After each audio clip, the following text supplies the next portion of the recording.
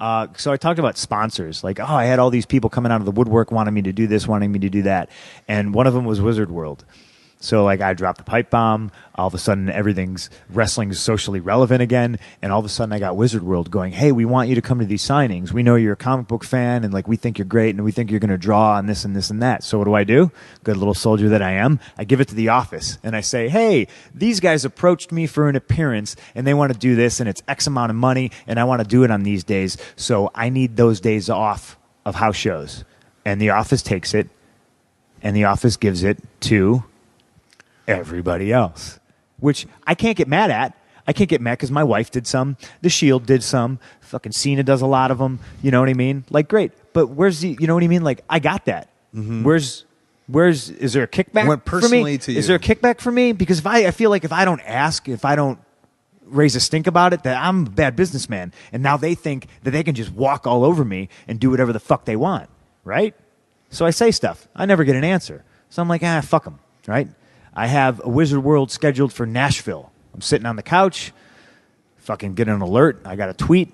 It's Wizard World saying, sorry, fans. CM Punk has been pulled from the appearance. He's being replaced with Daniel Bryan. And I'm like, huh. And I tweet back, that's news to me. First I heard of it.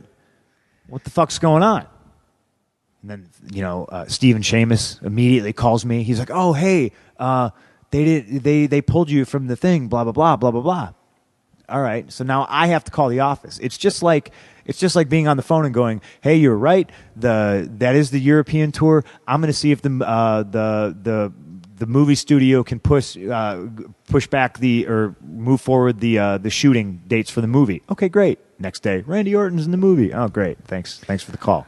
So I call the office and I'm like, what the fuck's going on? And I'm pissed. And this is where I get the reputation of, he's hard to work with.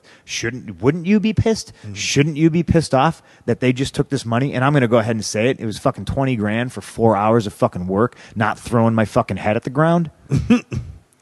So I'm like, all right, what's the deal? Mark Carano, ever the spin doctor. Well, Mexico's not doing so good and we need you on the Mexico tour. Okay. How many days is it? It's 4. It's 4 dates. Okay. I'm going to let you know now that $20,000 was my payday for 4 hours of work for not bumping. My check for that Mexico tour has to be at least $20,000. No ifs, ands, or buts. That's fair. Is that not fair? Mm. Yeah, that's fair. Take a guess what my check for Mexico was. And I was doing hardcore matches in the fucking main event every night. And yes, I probably had a fucking full-blown staph infection at that point. I'm going to say less than $20,000. It was $5,000. There it is. 4 shows for $5,000. Wow. You think Hogan ever got And here's the thing. And I got the check, and I bring it to TV, and I put it on the table, and I went, fix this. Because we had, you know what I mean? I'm not a bad communicator. They just don't like the way I communicate because I told them up front. Told them 6 months, 8 months prior, hey, I'm going to this wedding. And then, a week before the show, it was like, hey, I told you. I told you to fix this check. So at that time, a guy named Sean Cleary or McCleary or something like that was the head of talent relations, and he was the guy who was supposed to take care of that.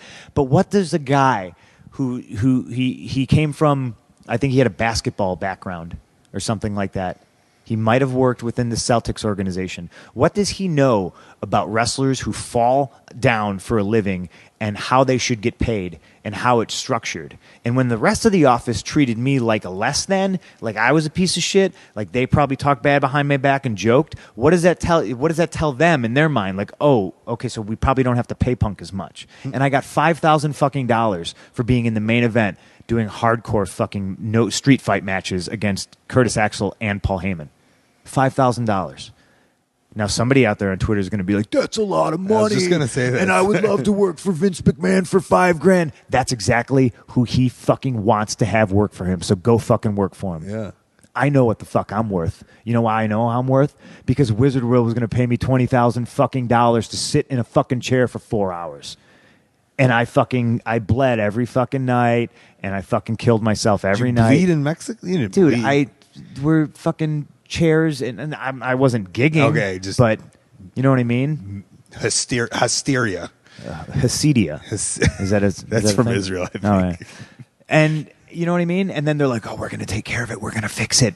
And then they gave me a check for $4,000. And I was like, can you not add? Yeah. Are you fucking dumb? This builds up. Are you fucking dumb? Badges, notches and badges. Notches in my frustration badge. You know what I mean? Should I add one to you right now? Yeah. My friend, I had a friend who was working with Slim Jim at the time, Scotty Immelfarb. You had a... Oh my God. Yeah. And he approached me and I connected you two, and you just done the pipe bomb, and so there you go, ladies and gentlemen. I was gonna wear fight shorts, like the old CM Punk shorts, and Slim Jim was one of the sponsors that was gonna be on my shorts. They were all excited to. I mean, literally, like I went and had fucking meetings. Yeah. I went out to, I don't know where the fuck they are. They're somewhere out in the burbs here. I went out and I had meetings with the head of the fucking company, and they were like behind WWE, not behind, but like not set up by WWE. No, not set up by WWE. And right. they were saying things like "Face of Slim Jim," not since Randy Savage. This is going to be great, and this is what we need. And they laid out these fucking ads for me where they had like funny ones where I was going to be a camp counselor, and they were doing this big ad thing where it was like I don't know. It was like Slim Jim camp. It was like, I don't know, whatever. And I was going to be like this hard ass, like, oh, you fell out of the tree and broke your arm. Fuck you. Eat a Slim Jim. You know what I mean? But like, and they just kept saying, they're like, Randy Savage.